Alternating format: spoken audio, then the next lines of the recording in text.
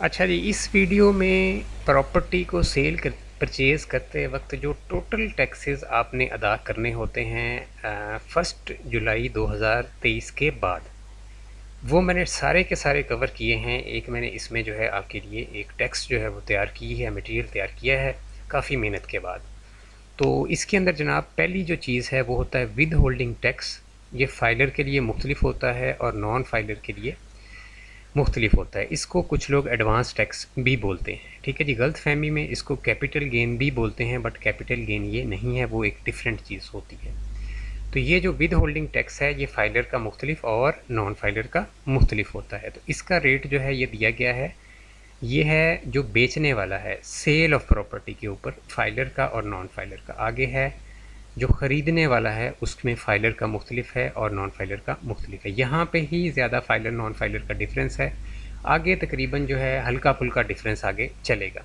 अच्छा जी, इसमें अब जो कैपिटल गेन टैक्स है, दूसरी जो चीज़ है ऑन सेल ऑफ प्रॉपर्टी, जो कि बेसिकली जो गेन होता है, यानी आपने जो मुनाफा कमाया है एक प्रॉपर्टी को बेचने पे, उसके ऊपर क्या टैक्स होता है, उसका ये जो परसेंटेज है आपके सामने दी गई है। और इसमें ये कुछ सालों के बाद जाके ज़ीरो हो जाता है। 3 किस्म की प्रॉपर्टीज़ होती हैं, इसको डिस्कस करेंगे। इसके बाद जनाब 7E टैक्स जो है वो किस तरह से चार्जेबल होता है, कितना इसका रेट होता है, और उसके बाद रजिस्ट्री एक्सपेंस जो है फाइनली हम बताएंगे कि वो कितने होते हैं, और ये फाइलर नॉन फाइलर के लिए सेम होते हैं, ठीक है जी। तो इसको हम स्टार्ट करते हैं राइट फ्रॉम द बिगनिंग, ठीक है जी। तो पहली चीज़ ये है कि जो बेसिकली विद होल्डिंग टैक्स है, जो कि फ़ाइलर और नॉन फाइलर का मुख्तलिफ होता है। तो ये पहले पिछले साल में फ़ाइलर्स के लिए 2% होता था, बढ़ा दिया इन्होंने। तो इसको देखते हैं, ये देखें, ये है बेचने वाले के लिए ऑन सेल ऑफ प्रॉपर्टी, ठीक है जी। तो सेल ऑफ प्रॉपर्टी यानी बेचने वाले के लिए। फाइलर अगर बेचने वाला होगा तो इसकी शरह है 3%, ठीक है। 3% से मुराद ये है अगर 1 करोड़ की प्रॉपर्टी है तो 3 लाख रुपया ये बन जाएगा, ठीक है। ये काफ़ी बड़ी अमाउंट बन जाती है। और अगर बेचने वाला नॉन फाइलर है तो 6%, ठीक है। 6% से मुराद है कि 1 करोड़ की प्रॉपर्टी होगी तो 6 लाख रुपया नॉन फाइलर अदा करेगा सेल करने वाला, ठीक है जी। ये आपको समझ आ गया होगा। इसका 236C इसको कहते हैं, नीचे लिखा हुआ मैंने। अच्छा जी, अब ये है जी परचेज़र का जो बेसिकली परचेज़र के ऊपर जो टैक्स है, यानी कि ख़रीदार जो है किसी भी प्रॉपर्टी का, चाहे वो कमर्शियल हो प्रॉपर्टी या नॉन कमर्शियल हो, तो उसका जो ख़रीदार है उसके ऊपर फ़िक्स टैक्स है, यही है विद होल्डिंग टैक्स इसको भी बोलते हैं। तो ये 3% है फाइलर के ऊपर, यानी ख़रीदार फाइलर अगर होगा। फाइलर से मुराद है जो टैक्स रिटर्न अपना हर साल इनकम टैक्स रिटर्न फाइल करता है, उसको फाइलर बोलते हैं। नॉन फाइलर वो है जो अपना टैक्स रिटर्न फाइल नहीं करता, तो उसके ऊपर होगा 10.5%, ठीक है जी। 10.5%। तो ये किसके ऊपर है? ख़रीदार के ऊपर। तो ख़रीदार के ऊपर अब ये देखें, 1 करोड़ की प्रॉपर्टी के ऊपर 10.5 लाख रुपया बनेगा। तो ये ख़रीदार के ऊपर, नॉन फाइलर के ऊपर बहुत बड़ा टैक्स है। और अगर फाइलर हो जाएगा तो 3% सिर्फ होगा। तो इसका जो सेक्शन है 236K है, ठीक है जी। इसकी आम लोगों को तो ज़रूरत नहीं है, बट जो मतलब प्रोफेशनल्स हैं वो देखते हैं कि ये कौन सा सेक्शन के तहत है। Capital gain taxes on sale of property, ठीक है जी। तो ये जो कैपिटल गेन टैक्स है, इससे मुराद ये होती है कि जो मुनाफा आपने कमाया है प्रॉपर्टी को बेचकर, उसके ऊपर ये टैक्स होता है। ये सिर्फ बेचने वाले के ऊपर होता है, ख़रीदार से इसका कोई ताल्लुक नहीं है, बेचने वाले, क्योंकि मुनाफा बेचने वाले को मिलता है। तो इसको देखते हैं, इसकी ये 3 कैटेगरीज़ में ये जो प्रॉपर्टी है उसको डिवाइड करता है। Open plots, constructed property, flats, ठीक है जी। ओपन प्लॉट्स के अंदर एग्रीकल्चरल लैंड भी आ जाती है, ठीक है जी। और कंस्ट्रक्टेड प्रॉपर्टी के अंदर दुकान, बिल्डिंग या मकान, ठीक है जी। और फ्लैट जो है इसका सेपरेट है। अब इन तीनों के रेट दिए गए हैं। अगर आप 1 साल के अंदर अंदर प्लॉट को अपने पास रखते हैं और 1 साल के अंदर अंदर बेच देते हैं, यानी आपने ख़रीदा है और 1 साल के अंदर अंदर बेच दिया है, तो 15% रेट है। इसी तरह कंस्ट्रक्टेड प्रॉपर्टी अगर है तो 15% पहले साल में रेट है। इसी तरह फ्लैट का 15% पहले साल में रेट है। फिर ये रिड्यूस होता जाता है, यानी 2 साल के अंदर अंदर ये फिर आगे रिड्यूस हो गया, फिर 10% हो गया, फिर 7 या 5% हो गया। तो जो ओपन प्लॉट होते हैं या एग्रीकल्चरल प्रॉपर्टी होती है, इसके लिए 6 साल की जो है वो लिमिट है 7वें साल में ये ज़ीरो हो जाता है। यानी आपने प्रॉपर्टी ख़रीदने के बाद 7वें साल में अगर बेची है तो ये 0% टैक्स इस पे लगना है ओपन प्लॉट में। लेकिन जो कंस्ट्रक्टेड प्रॉपर्टी है उसका ये 4 साल मुकम्मल होने पे ज़ीरो हो जाता है। ठीक है जी।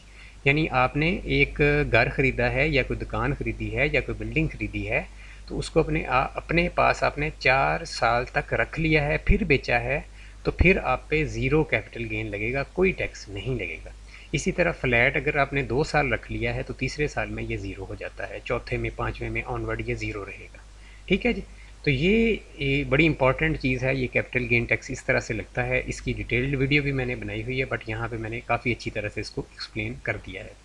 आगे आते हैं जी 7E का जो नया टैक्स लागू किया गया है और इस पे काफ़ी शोर मचा हुआ है। कुछ लोग कहते हैं ये है, कुछ लोग कहते हैं ये नहीं है। तो डेफिनेटली है, लेकिन पंजाब के अंदर अभी ये सस्पेंडेड है, हाई कोर्ट का ऑर्डर है उस वजह से। तो अगर ये स्टार्ट हो जाता है पंजाब में भी, क्योंकि तैयारी इसकी मुकम्मल कर ली गई है इसको लगाने की, तो फिर इसका रेट जो होता है वो 1% होता है। अगर आप रफ़ ज़बान में, आम ज़बान में समझना चाहें तो फेयर मार्केट वैल्यू जो है वो FBR ने दी हुई है प्रॉपर्टीज़ की अपनी वेबसाइट के ऊपर। वहाँ से आप PDF फाइल डाउनलोड करके फेयर मार्केट वैल्यू देखेंगे अपनी प्रॉपर्टी की। और फिर इसमें बहुत सी एग्जम्पशंस हैं, 14 एग्जम्पशंस फाइलर के लिए हैं, 10 एग्जम्पशंस नॉन फाइलर के लिए हैं। तो जो उन एग्जम्पशंस के जो मतलब एग्जम्पशंस को अवेल नहीं कर पाते उनके ऊपर फिर ये 1% of fair market value of capital asset जो है इस हिसाब से इसने चार्ज होना है। ठीक है जी। तो नॉन फाइलर को इसमें भी ज़्यादा नुकसान है क्योंकि उसको एग्जम्पशन कम मिलती हैं। आगे जाते हैं जी, रजिस्ट्री एक्सपेंसेस जो हैं ये करंटली क्या चल रहे हैं। तो रजिस्ट्री एक्सपेंसेस करंटली जो है, स्टैंप ड्यूटी जो है वो है जी 3%। ठीक है जी। रजिस्ट्री तो उसी बंदे को करवानी है जिसने मतलब जो मतलब हाउसिंग सोसाइटीज़ वगैरह में नहीं रह रहे। ज़्यादातर हाउसिंग सोसाइटीज़ वाले तो रजिस्ट्री करते नहीं हैं, तो ये सिर्फ उनके लिए है जिन्होंने रजिस्ट्री करवानी है। अच्छा, अब रजिस्ट्री कौन करवाता है? ख़रीदार करवाता है। तो ये ख़रीदार या परचेज़र का एक्सपेंस है। ठीक है, हर चीज़ का मैं साथ बता रहा हूँ कि ये किसका एक्सपेंस है। रजिस्ट्री जो होती है ये बेसिकली परचेज़र का एक्सपेंस होता है, ख़रीदार का ख़र्चा होता है। तो ख़रीदार का ख़र्चा जो है रजिस्ट्री पे कितना आता है? ये आता है जनाब, रफली ये टोटल 6% होता है। ठीक है जी। इसमें 3% स्टैंप ड्यूटी होती है, 1% डिस्ट्रिक्ट काउंसिल फ़ी होती है। ठीक है जी। और उसके बाद कैपिटल वैल्यू टैक्स 2% होता है। ठीक है। और इसके बाद 500 रुपये फ़िक्स्ड है, चाहे 5 मरले का प्लॉट हो चाहे कोई कमर्शियल प्रॉपर्टी हो, ये रेट फ़िक्स रहने हैं। ठीक है जी। रेट जो है वो रजिस्ट्री के, सॉरी ये वाले रेट जो हैं ये फ़िक्स रहने हैं, ये चेंज नहीं होते। ठीक है जी। तो यहाँ पे हमारी वीडियो जनाब कंप्लीट होती है। ये टोटल टैक्सेस हैं जो कि प्रॉपर्टी को ख़रीदते और बेचते वक्त आपने अदा करने होते हैं। इसमें 2 लोगों को एड्रेस किया गया है, एक बेचने वाला, एक ख़रीदार। ठीक है। इसको अगर आप मतलब ये काफ़ी मुश्किल होता है आम बंदे को अंडरस्टैंड करना, तो इसको वीडियो को देखते हुए कागज़ पे नोट कर लें। जो ख़रीदार हैं वो अपने टैक्सेस नोट कर लें, जो बेचने वाले हैं वो अपने टैक्सेस नोट कर लें, तो उससे उन्हें जो है वो क्लियर हो जाएगा कि टोटल अमाउंट जो है वो कितनी बनती है। ठीक है। तो जो लोग हाउसिंग सोसाइटीज़ वगैरह में जिन्होंने रजिस्ट्री नहीं करवानी उन पर रजिस्ट्री वाला लागू नहीं होगा। ठीक है जी। ये मैंने काफ़ी मेहनत के बाद वीडियो बनाई है। आपने ये करना है कि इसको जो आपके व्हाट्सएप ग्रुप्स हैं उनमें लाजमी शेयर करना है, क्योंकि एक तो ये जो है सदका जारिया है लोगों को इन्फॉर्मेशन देना। ठीक है जी, सही इन्फॉर्मेशन देना। और दूसरा ये है कि जब आप इसको शेयर करते हैं तो हमें हमारा भी जो है मज़ीद फिर हम उस पर काम करते हैं, मज़ीद वीडियोस भी आप लोगों के लिए इस किस्म की बनाते हैं। राइट जी। ताहिर महमूद के नाम से मेरा चैनल है यूट्यूब पे, उसको काइंडली आप सब्सक्राइब कर सकते हैं इस किस्म की अपडेटेड इन्फॉर्मेशन के लिए।